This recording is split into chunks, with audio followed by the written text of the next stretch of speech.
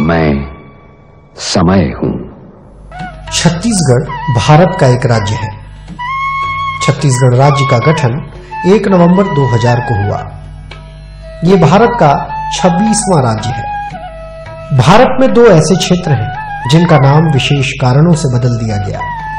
एक तो मगध, जो बौद्ध बिहारों की अधिकता के कारण बिहार बन गया, और दूसरा दक्षिण कौशल, जो छत्तीसगढ़ों को अपने में समाहित रखने के कारण छत्तीसगढ़ के नाम से जाना जाता है।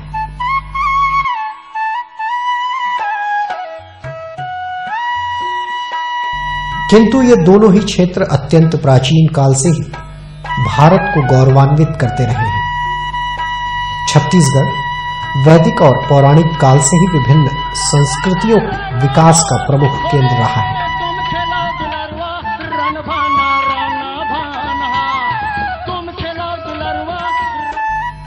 यहाँ के प्राचीन मंदिर तथा उनके भग्नावशेष इंगित करते हैं कि यहाँ पर वैष्णव, शैव, शाक्त, बौद्ध के साथ ही अनेकों आर्य तथा अनार्य संस्कृतियों का विभिन्न कालों में काफी प्रभाव रहा है।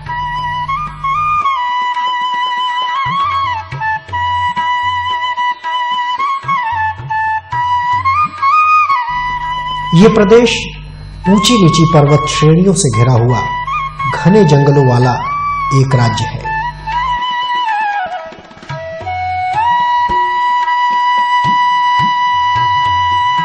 यहाँ साल, सागौन, साजा, बीजा और बांस के वृक्षों की अधिकता है।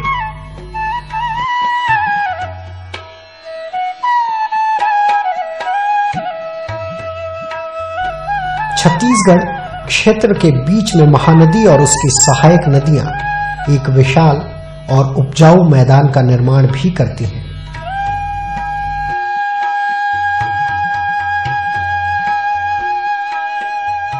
छत्तीसगढ़ प्राचीन काल के दक्षिण कोशल का एक हिस्सा है और इसका इतिहास पौराणिक काल तक पीछे चला जाता है। पौराणिक काल का कोशल प्रदेश कालांतर में उत्तर कोशल और दक्षिण कोशल नाम से 2 भागों में विभक्त हो गया।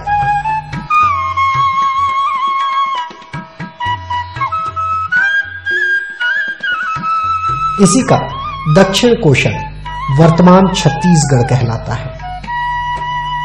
वाल्मीकि रामायण में भी छत्तीसगढ़ के बीहड़ वनों तथा महानदी का स्पष्ट विवरण है। सिहावा पर्वत के आश्रम में निवास करने वाले श्रृंगी ऋषि ने ही अयोध्या में राजा दशरथ के यहाँ पुत्रेष्ठ यज्ञ करवाया था, जिससे कि तीनों भाइयों सहित भगवान श्री राम का इस धरती पर अवतार हुआ।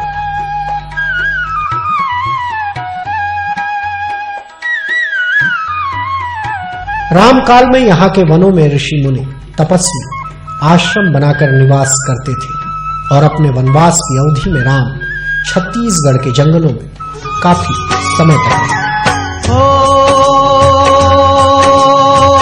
कुटिल मंथरा ने बहकाई,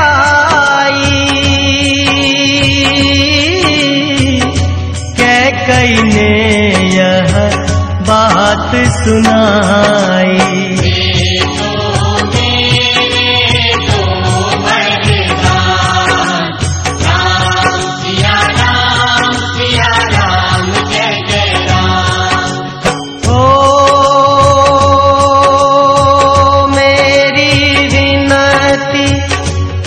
सुन लीजो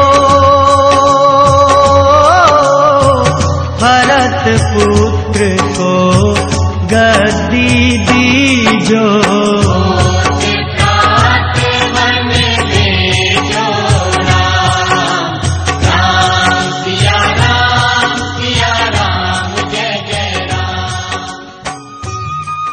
दक्षिण कौशल की राजधानी सिरपुर थी। बौद्ध धर्म की महायान शाखा के संस्थापक बौद्धिस्ट नागार्जुन का आश्रम सिरपुर में ही है। इस समय छत्तीसगढ़ पर सातवाहन वंश की एक शाखा का शासन हुआ करता था। महाकवि कालिदास का जन्म भी छत्तीसगढ़ में ही हुआ, ऐसा माना जाता है। प्राचीन काल में दक्षिण कौशल के नाम से प्रसिद्ध इस प्रदेश में मौर्यों, सातवाहनों, वकाटकों, राजर्षि तुल्य कुल, शरभपुरी वंशों, सोमवंशियों, नलवंशियों और कलचुरियों का शासन रहा।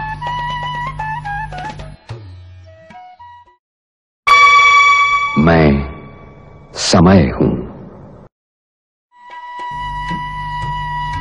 आज यात्रा की इस कड़ी में हम आपको छत्तीसगढ़ प्रदेश के कोरबा जिले में स्थित उस धाम लेकर जा रहे हैं जहां भगवान भोले भंडारी की महिमा से पूरे इलाके में शांति, समृद्धि और वैभव की अलख जल रही है। कोरबा से महज 30 किलोमीटर दूर नहर के रास्ते चलकर कनकी गांव पहुंचा जाता है। सर्वमंगला देवी के मंदिर के पास से गुजरी नहर किसानों की जीवनदायिनी है। इसी रास्ते हम कनकी पहुंचे, जहां कनकेश्वर महादेव का सदियों पुराना मंदिर है।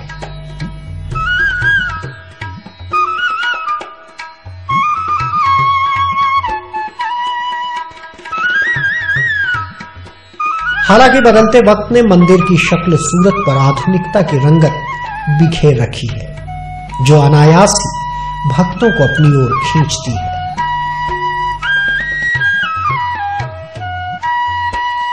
गांव में शांति नजर आती है। कहते हैं भगवान शिव की कृपा है।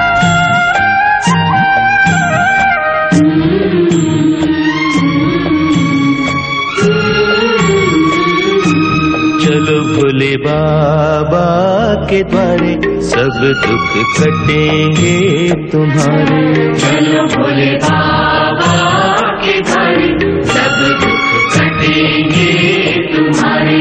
भोले बाबा, भोले बाबा, भोले बाबा, भोले बाबा, भोले बाबा, भोले बाबा, चलो भोले बाबा। महादेव के दर्शन की लालसा कहें या फिर उस धार्मिक और पौराणिक मान्यताओं को करीब से देखने की इच्छा ने इस पावन धरा पर हमें काफी वक्त रोके रखा।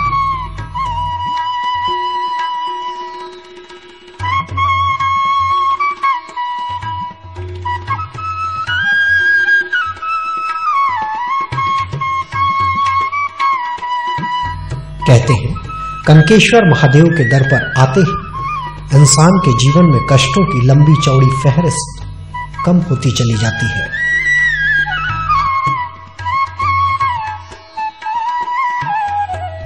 भक्ति की अविरल धारा के बीच भक्तों की कतार में मैं भी त्रिकाल के दर्शन को आतुर था।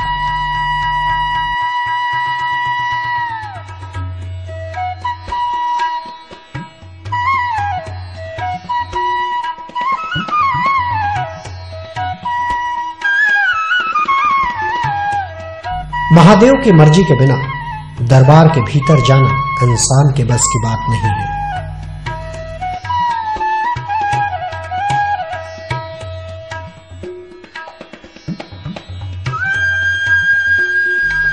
बुलावा आया तो मैंने भी शिव शंभू के करीब जाकर मन के मुरादे मन ही मन कह डाले।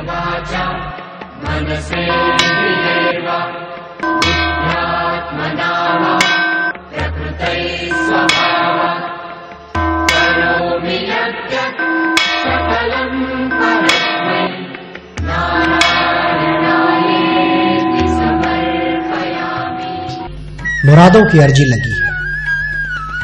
मुरादें पूरी हुई, बरसों से आने वाले भक्त कहते हैं। बहुत पहले आई थी बचपन में मैं, जब काफी ये था पुराना जैसे मंदिर, अब बहुत अच्छा नया मंदिर हो गया, उन्नति हो गई मंदिर की। मनोकामना पूरा होता है यहाँ आओ तो, जो भी अपनी इच्छा रखो जो पूरा बाबा करते हैं। ये शिवलिंग धरती से प्रकट हुआ है। गांव के लोग और पुजारी की माने तो इस शिवलिंग से सदियों पुरानी एक कहानी जुड़ी हुई है। कहते हैं सैकड़ों साल पहले इस गांव में बैजू यादव नाम का एक ग्वाला रहा करता था। उसकी एक गाय थी जो अपने बछड़े को दूध नहीं पिलाती थी। बैजू इस बात से काफी परेशान रहा करता था कि आखिर क्या वजह है कि एक मां अपने बच्चे को दूध नहीं पिला रही है। एक दिन बैजू अपनी गाय के पीछे पीछे उस जगह पर पहुंच गया जहां उसकी गाय जाकर दूध गिरा दिया करती थी। जिस समय ये जंगल था उस समय की कहानी है। यहाँ कोई गांव बस्ती नहीं था और ये जंगल था। इसी जंगल में हमारे जो पूर्वज हैं जिनका नाम बैजू था वो गाय चराते थे। उनकी एक गाय यहीं पर आकर खड़ी हो जाती थी। जैसे ही वो गाय खड़ी होती थी शिवलिंग के ऊपर और उनके थन से ऑटोमेटिक दूध गिरता था। बैजू को बात समझ नहीं आई। उसने उस जगह पर लाठियों से पीटना शुरू किया और अपनी गाय को भी मारता हुआ वापस घर ले आया। उसी रात बैजू को सपना आया जिसमें उस जगह पर शिवलिंग होने की बात थी। अगले ही दिन बैजू ने उस जगह पर खुदाई शुरू करवाई जहां उसकी गाय दूध गिरा दिया करती थी। फिर रात्रि में स्वप्न दर्शन दिए कनकेश्वर महादेव जी। बोले कि मैं आपके लिए अति प्रसन्न हूँ, इतने दिनों से आपने अपनी गाय का दूध मुझे पिलाया। बोले कि जो आप वरदान इच्छित वरदान मांगना चाहते हो मांग लो, और जहाँ पर आपकी गाय खड़ी होती थी वहीं पर मेरा निवास है। बोले कि आप सुबह जाइए और मेरा दर्शन आप साक्षात वहाँ करना करके। तो उनको कोई संतान नहीं था। बोले कि आप जब ऐसे आए तो भी आपको मालूम ही होगा कि मुझमें क्या कमी है, मुझसे क्या चीज़ की आवश्यकता है। तो भगवान शंकर फिर तो उनको तथास्तु का अंतर ध्यान हो गए। जब वो सुबह आए यहाँ का खोद कर देखे तो इनका ये शिवलिंग वहाँ मिला उनको। देखते ही देखते बैजू की आंखें चौंधी आ गई। उसकी आंखों के सामने एक विशाल सा शिवलिंग था जिसका ऊपरी हिस्सा बैजू की लाठी की मार से टूट चुका था। ख्वाब हकीकत में बदल चुका था। बैजू को लगा भगवान ने उसके सारे कष्टों को हर लिया है। गांव में खुशी की फजा का शोर दूर दूर तक सुनाई पड़ने लगा।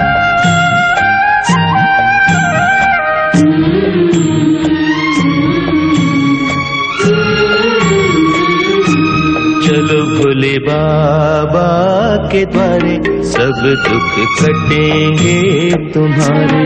चलो भोले बाबा के द्वारे सब दुख कटेंगे तुम्हारे।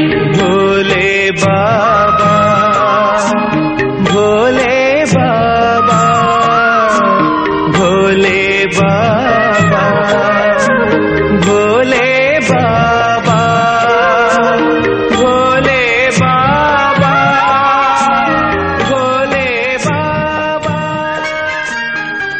उसी जगह पर विधिवत पूजा पाठ कर शिवलिंग की प्राण प्रतिष्ठा कर दी गई। सदियां बीत गई।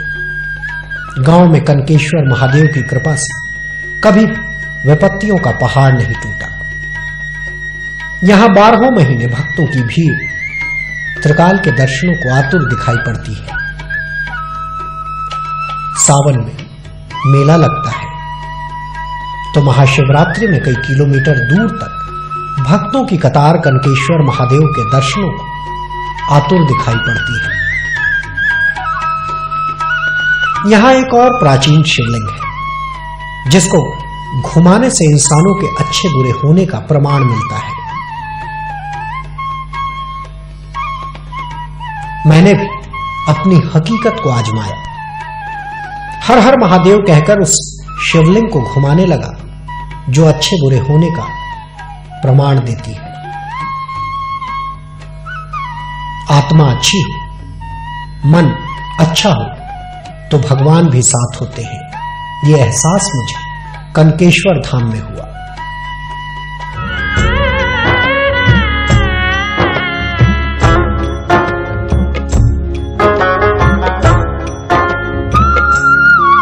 मन छोड़ व्यर्थ की चिंता, तू शिव का नाम लिए जा। मन छोड़ व्यर्थ की चिंता, तू शिव का नाम लिए जा, शिव अपना काम करेंगे, शिव अपना काम करेंगे, तू अपना काम किए जा। छोड़ व्यर्थ की चिंता, तू शिव का नाम लिए जा, मन छोड़ व्यर्थ की चिंता, तू शिव का नाम लिए जा।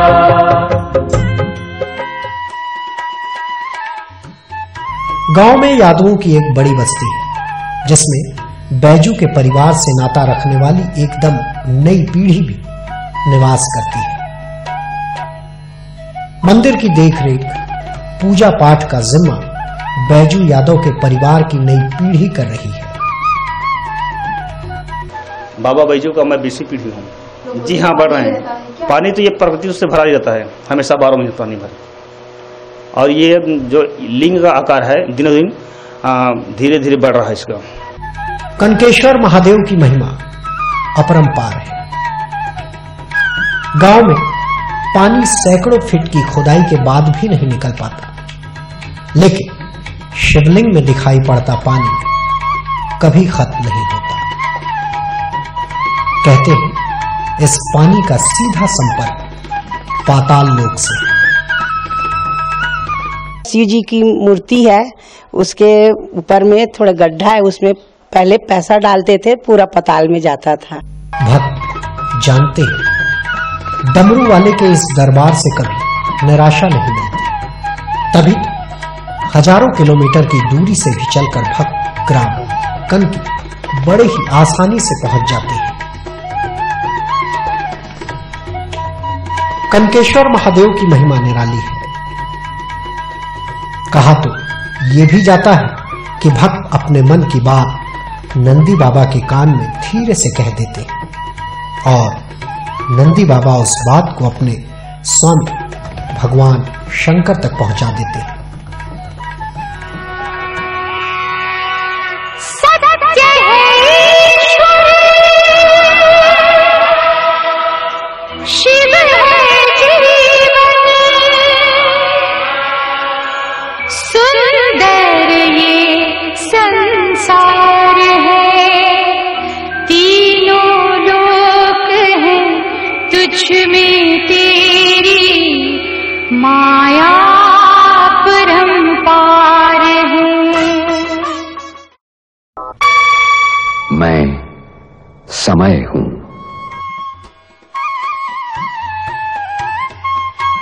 इस गांव से कलचुरी कालीन मूर्तियां भी मिली हैं, जिन्हें कनकेश्वर महादेव के मंदिर में ही खुले आसमान के नीचे रख दिया गया है।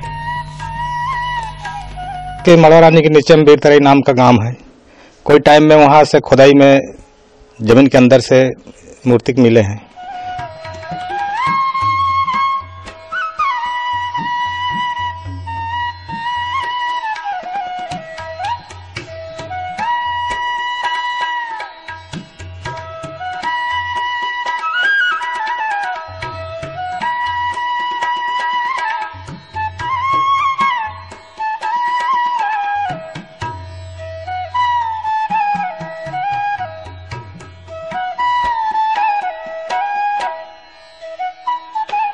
कुछ मूर्तियों को मंदिर के पट पर तो कुछ को मंदिर की दीवारों पर लगाया गया है।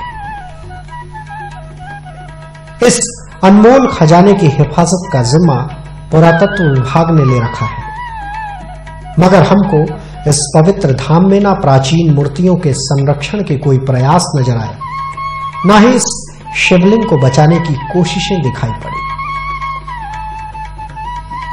यहां के पुजारी ने बताया कि हजारों साल पुराने इस शिवलिंग में कई बारीक छिद्र हो चुके हैं। शिवलिंग धीरे धीरे घिस रहा है। अगर समय रहते इस प्राचीन धरोहर को नहीं बचाया गया तो एक और जहां भक्तों की आस्था पर सीधे चोट पड़ेगी, वहीं उस इतिहास का एक पन्ना हमेशा के लिए इस धरा से विलुप्त हो जाएगा, जिसे बैजू की कई पीढ़ियां बताते आज भी नहीं थकते। तो वो दूध दही घी सब मिश्रण से रासायनिक क्रिया बनता है। इसके रासायनिक मिश्रण क्रिया होने से लिंग में क्षरण हो रहा है, नुकसान हो रहा है कहीं। तो मैं ये चाहता हूँ शासन से कि कोई ऐसा सुरक्षा व्यवस्था इसमें किया जाए ताकि मतलब शिवलिंग काफ़ी दिनों से मतलब वो अपने यथावत बना रहा है। गांव के लोग बताते हैं पिछले कई सालों से प्रवासी पक्षियों का झुंड बारिश के मौसम में यहाँ आता है और गर्मी के मौसम से पहले वापस अपने स्थायी ठिकानों की ओर लौट जाता है। जानकार कहते हैं उड़ीसा के सुंदरबन डेल्टा के अलावा पश्चिम बंगाल से आने वाले वो प्रवासी पक्षी यहाँ प्रजनन के लिए आते हैं और प्रजनन के ठीक बाद वो वापस स्थायी ठिकानों की ओर लौट जाते हैं। महादेव के मंदिर के इर्द गिर्द कई पेड़ हैं जिनमें से कुछ पर प्रवासी पक्षी रहते हैं। ये घोंसले उन्हीं ओपन बिल्ड स्टार्क नाम के पक्षियों के हैं। गांव के लोग प्रवासी पक्षियों के आगमन को शुभ मानते हैं। अब तो धीरे धीरे यहाँ प्रवासी पक्षी अभी आने रहेंगे, पर्यटन स्थल बन रहा है धीरे धीरे। गांव में संपन्नता की मिसाल बने प्रवासी पक्षियों के बारे में कहा जाता है कि वो घोंघा जैसे कई जीव को खाते हैं। जिन जीवों से फसलों को नुकसान पहुंचने का खतरा होता है वो जीव प्रवासी पक्षियों का प्रिय भोजन है। कहते तो ये भी है कि उन पक्षियों की हिफाजत के लिए वन महकमे ने पेड़ों पर कटीले तार लगा रखे हैं। गांव के लोग उन पक्षियों की सुरक्षा को अपना नैतिक धर्म मानते हैं। यहां सब कुछ भोले बाबा की कृपा से होता है। हजारों किलोमीटर की दूरी तय कर आकाश के रास्ते हर साल प्रवासी पक्षी यहां आते हैं और भक्त नहर के रास्ते यहां पहुंचकर उस धार्मिक मान्यता को करीब से महसूस करते हैं जिसको बताते बताते बैजू यादव के परिवार की कई पीढ़ियां स्वर्ग सिधार गई।